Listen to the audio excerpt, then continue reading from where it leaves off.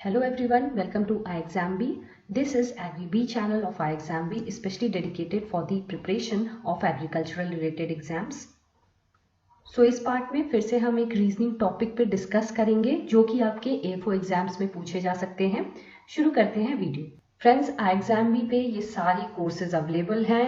Bank SO that is AFO का भी included है इसमें कोर्स। नाबार्ड के लिए भी स्पेशली डेडिकेटेड कोर्स है। लाइकवाइज अगर आप किसी और एग्जाम्स के लिए भी प्रिपेयर कर रहे हैं तो ये सारे एग्जाम्स के कोर्सेज अवेलेबल हैं iExamBee पे।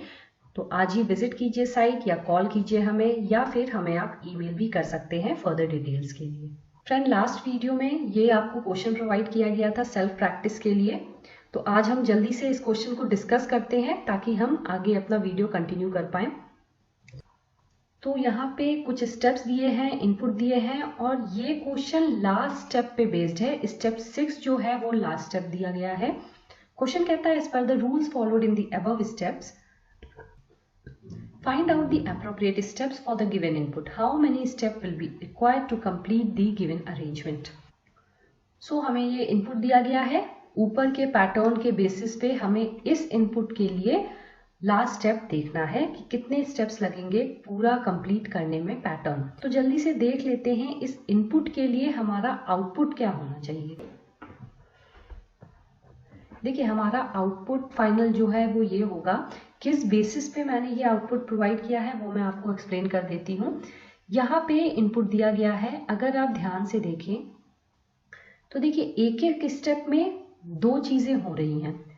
यहाँ पे वेल 64 है, बाकी की सारी चीजें वैसी की वैसी ही हैं। फिर यहाँ पे टॉपर 45 है, बाकी की सारी चीजें वैसी ही हैं।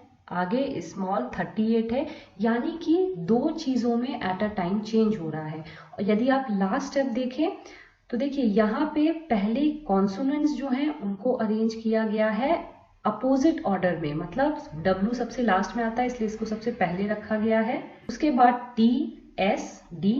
जब सारे कॉन्सोनेंट्स अरेंज हो जाते हैं उसके बाद यहाँ पे जो वॉवल्स हैं उनको रखा गया है, बट ये अल्फाबेटिकल ऑर्डर में है। पहले A आएगा फिर I आएगा। ऑल्सो नंबर्स अगर आप देखें तो सारे डिसेंडिंग ऑर्डर में है। सबसे बड़ा पहले है और सबसे छोटा लास्ट में है। तो यहाँ पे हर स्टेप में एक कॉन्सोनेंट और एक नंबर अरेंज हो रहा है, यानी कि वर्ड्स और नंबर्स अरेंज हो रहे हैं एक साथ, 2 एट अ टाइम। सो यहाँ पे वेल 64 अरेंज हो रहा है, सेकंड में टॉपर 45 हो रहा है, थर्ड में स्मॉल 38, फोर्थ में देखिए ड्रैग 27, यानी कि वर्ड्स और नंबर्स एक साथ अरेंज हो रहे हैं एक एक स्टेप में। इसी तरह अगर आप लास्ट स्टेप फाइनल आउटपुट देखें इनपुट का हमारे, तो देखिए कॉन्सोनेंट्स और नंबर्स डिसेंडिंग ऑर्डर में हुए हैं। तो टेट्रा, फिर उसके बाद आया 88, फिर आया प्रोटेक्ट 74, फिर आया concert 58, even 54, in depth 26 and open 15। तो यहाँ से देखिए, यहाँ से हमारा वॉवेल्स जो है वो शुरू हो रहा है E-I-O, और इसके पहले कॉन्सोनेंट्स अरेंज हुए हैं along with the descending numbers. तो इसी तरह हम कोशिश करेंगे अपने आउटपुट पे आने की। देखते हैं कितने स्टेप्स लगते हैं। तो जैसा कि हमने लास्ट वीडियो में डिस्कस किया था, जब भी लास्ट स्टेप का क्वेश्चन हो हमें शॉर्टकट मेथड अप्लाई करना है। फर्स्ट स्टेप हो जाएगा यहाँ पे टेट्रा 88, हम यहाँ से कट कर देंगे इन वर्ड्स को। सेकेंड स्टेप में देखिए प्रोटेक्ट 74 आना चाहिए, तो यहाँ पे हम प्रोटेक्ट 74 लिखेंगे और लाइकवाइज इसको हम यहाँ कट कर देंगे। थर्ड देखिए कॉन्सर्ट 58, सो कॉन्सर्ट 58 आना चाहिए, यहाँ हम इसको कट कर देंगे। बाकी के सारे वैसे ही रहेंगे, इवन 54, इन डेप्थ, ओपन, ये सीरीज चल रही है। फोर्थ देखिए, फोर्थ स्टेप में आप देखिए कॉन्सर्ट 58 के बाद इवन 54 आना चाहिए जो कि यहाँ पे ऑलरेडी है। इसके बाद इन डेप्थ 26 आना चाहिए। तो हमारा इन डेप्थ तो है लेकिन यहाँ पे फिर ओपन है, यानी कि after this position fourth step में आ जाएगा इन डेप्थ 26। तो यहाँ पे हम 26 को काट देंगे। अब देखिए हमें फिफ्थ स्टेप की जरूरत ही नहीं पड़ेगी क्योंकि बाकी का जो ओपन 15 है वो ऑलरेडी प्रेजेंट है हमारा आखिरी में। तो यानी कि फोर्थ स्टेप में ही आपके सारा पूरा पैटर्न कंप्लीट हो जा रहा है। लेकिन अगर आप ऑप्शंस में देखें तो फोर्थ नहीं लिखा हुआ है, इसका मतलब फिफ्थ हमारा करेक्ट आंसर होगा, none of these. I hope बहुत लोगों ने ये सॉल्व कर लिया होगा, जिन्हें डाउट था ये वीडियो देख के उनका डाउट क्लियर हो जाएगा। फ्रेंड्स आगे बढ़ते हैं। आज हम डिस्कस करेंगे सीटिंग अरेंजमेंट टॉपिक को। ये बहुत इंपॉर्टेंट है जब भी बात होती है रीजनिंग। अगर पजल्स की बात की जाए तो उससे नेक्स्ट जो सबसे इंपॉर्टेंट टॉपिक है वो आपका सीटिंग अरेंजमेंट्स है, और कभी कभी पजल्स से कंबाइंड ये क्वेश्चन आता है सीटिंग अरेंजमेंट्स का। देखिए टाइप ऑफ अरेंजमेंट्स देख लेते हैं। पहला होता है सर्कुलर अरेंजमेंट, फिर लीनियर अरेंजमेंट, फिर स्क्वायर या रेक्टेंगुलर अरेंजमेंट, चौथा ट्रायंगुलर अरेंजमेंट। इसके अलावा भी बहुत सारे अरेंजमेंट्स पॉसिबल हैं, बट इन जनरल अगर आप इन सब का कॉन्सेप्ट समझ लेते हैं तो किसी भी टाइप के अरेंजमेंट्स के क्वेश्चंस आप सॉल्व कर पाएंगे। क्योंकि ये टॉपिक्स थोड़े लेंदी होते हैं, हम इस पार्ट में बस ये 2 टॉपिक्स कवर करेंगे, बाकी के स्क्वायर और ट्रायंगुलर हम अपने नेक्स्ट वीडियो में कवर करने की कोशिश करेंगे। तो सॉल्व करते हैं कुछ क्वेश्चंस ताकि आपके कॉन्सेप्ट्स और क्लियर हो सकें। देखिए ये क्वेश्चन जो है वो सर्कुलर सीटिंग अरेंजमेंट पे बेस्ड है। क्वेश्चंस पढ़ते हैं। Family consisting of BCDE FGHNI was sitting around a circular table facing the center. Some of the information about their seating arrangement is given. तो देखिए आपको जब भी क्वेश्चन मिले, अगर आपके पास बेसिक इंफॉर्मेशन मिल गई है तो आप स्ट्रेट अवे ड्रॉ करना शुरू कर दीजिए। डू नॉट वेट कि आप लास्ट लाइन पढ़ेंगे फिर ड्रॉ करना स्टार्ट करेंगे। देखिए हमारे पास सारी बेसिक इंफॉर्मेशन है। कितने लोग हैं? 8। कहाँ बैठे हैं? सर्कुलर टेबल पे।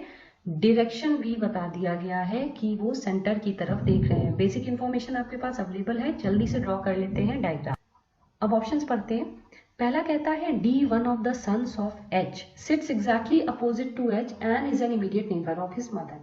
इसका मतलब इस क्वेश्चन में सीटिंग अरेंजमेंट तो है ही, इसके साथ ब्लड रिलेशनशिप भी इन्वॉल्व है। तो हमारे वीडियोस में पहले हमने देखा ही है ब्लड रिलेशनशिप के क्वेश्चंस कैसे सॉल्व करते हैं।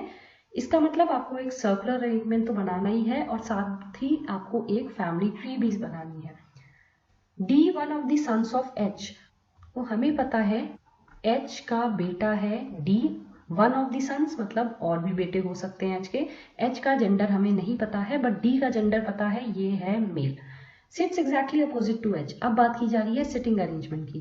तो मान लीजिए D को यहाँ रख लेते हैं और H को यहाँ रख लेते हैं। अब एग्जैक्टली अपोजिट है H के D। And is an immediate neighbour of his mother.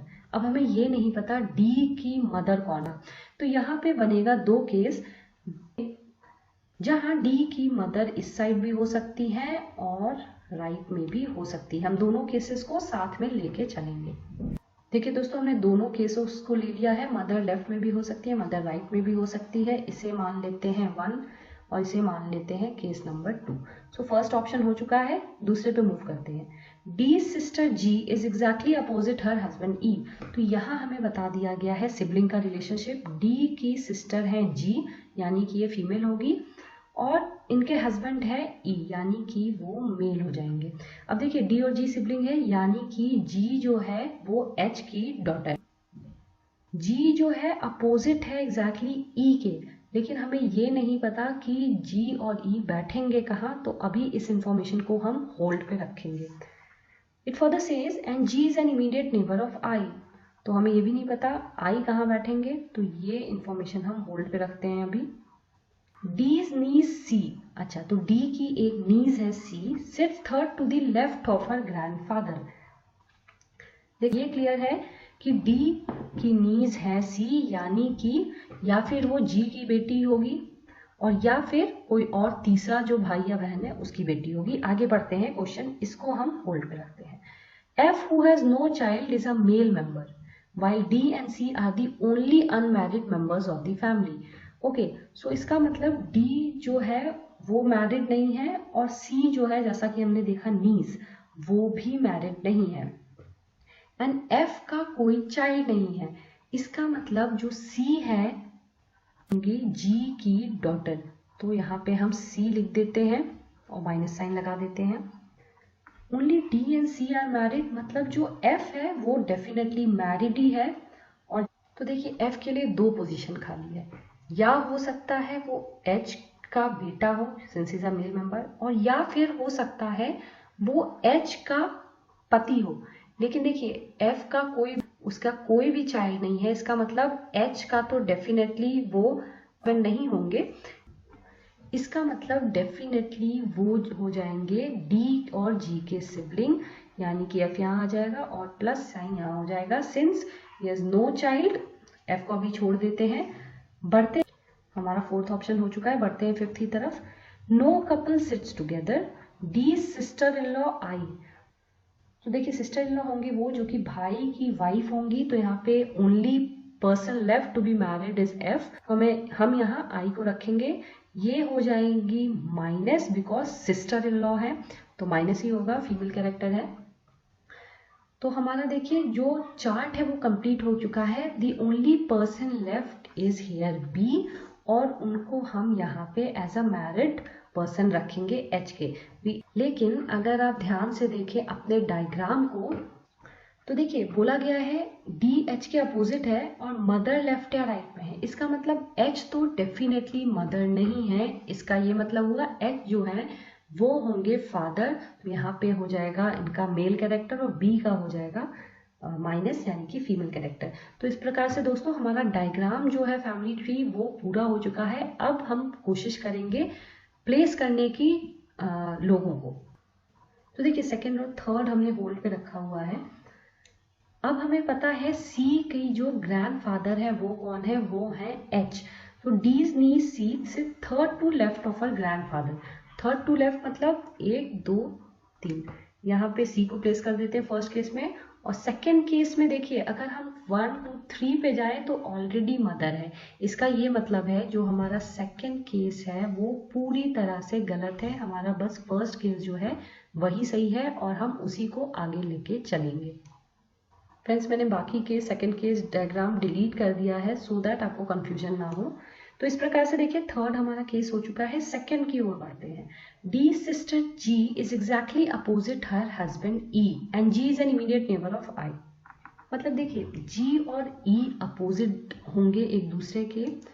तो देखिए अगर जी मैं यहाँ रखती हूँ तो ई यहाँ पे नहीं हो सकता, इसका मतलब जी यहाँ पे भी नहीं रखा सकता।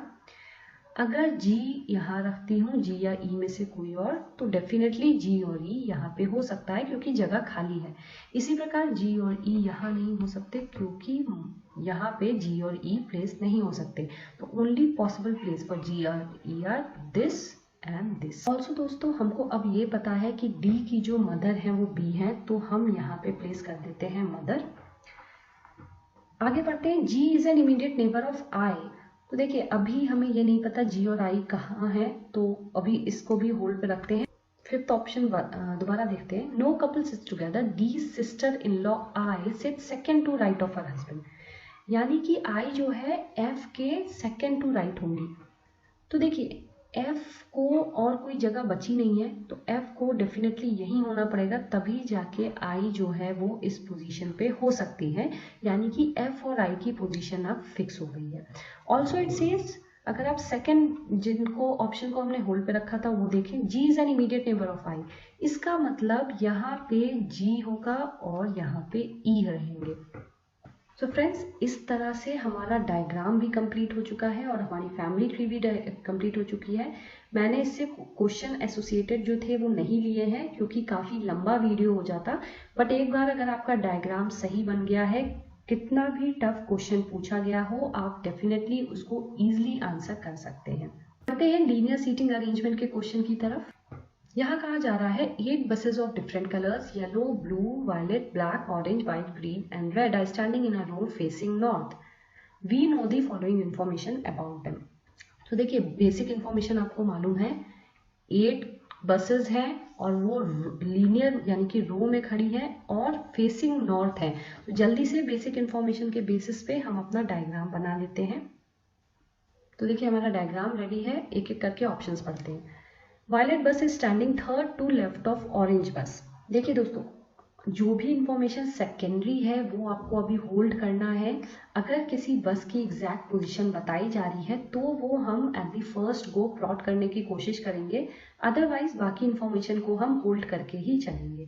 तो फर्स्ट ऑप्शन में जैसा कहा जा रहा है, violet bus is standing third to left of orange bus, but orange bus और वायलेट बस की पोजीशन अभी हमें नहीं पता है, वो कहीं भी हो सकते हैं इन आठों में से, तो इसे हम होल्ड पे रखते हैं।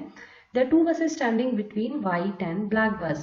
So white and black bus के बीच में 2 होने चाहिए गैप। इसी प्रकार अगर आप फर्स्ट है उसको भी आप डेफिनेटली प्लॉट कर सकते हैं। वायलेट यहाँ होगा और इनके बीच में 2 लोग के गैप होंगे। सेकेंड को भी हम अभी होल्ड पे रखेंगे। थर्ड देखिए, if blue bus and red bus interchanges their position then red bus is fifth to the right of the blue bus. यानी कि अगर वो इंटरचेंज कर लेते हैं पोजीशन तो यहाँ हो जाएगा ब्लू 1 2 3 4 और यहाँ हो जाएगा रेड। ये है जब वो इंटरचेंज करते हैं पोजीशन, यानी कि इंटरचेंज करने के पहले उनकी पोजीशन हो जाएगी रेड और 4 का गैप आएगा बीच में और ब्लू हो जाएगा। तो हमारी ये जो है सेकेंड वाली वो सही पोजीशन है with respect to the third option. इसे भी हम होल्ड पे ही लेके चलेंगे। फोर्थ ऑप्शन देखिए, violet bus is standing at the extreme left end of the row. अब ये जो इन्फॉर्मेशन है ये बिल्कुल क्लियर इन्फॉर्मेशन है, इसे हम जल्दी से प्लॉट कर लेते हैं।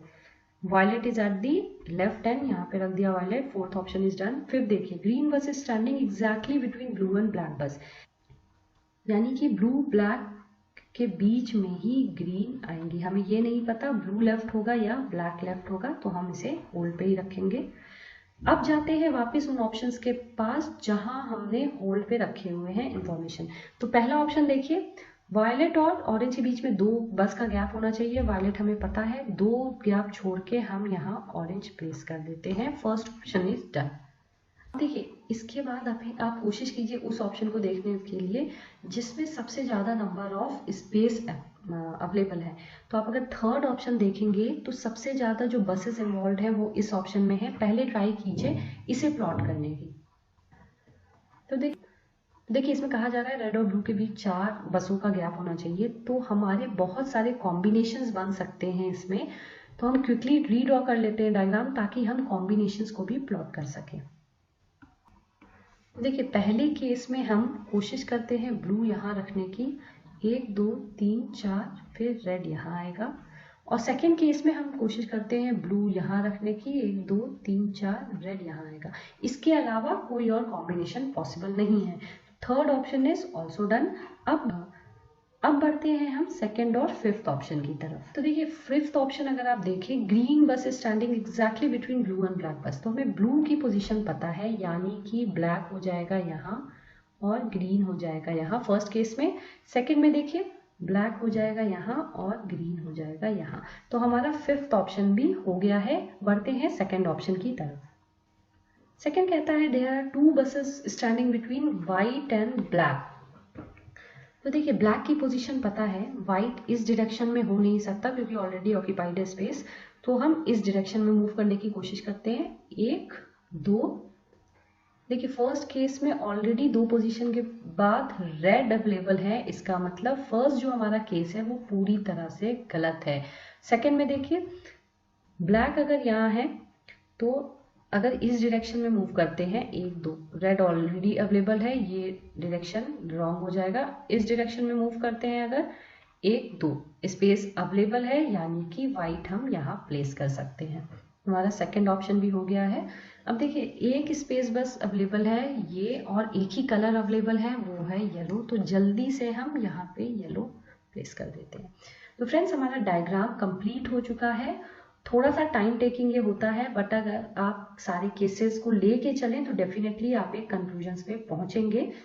बहुत ज़रूरी है आप बहुत ज़्यादा प्रैक्टिस करें इन क्वेश्चंस की, ताकि आपके कॉन्सेप्ट्स क्लियर हों, डायग्राम जल्दी से आप बना पाएं और अपने ऑप्शंस भी आप जल्दी से प्लॉट कर पाएं।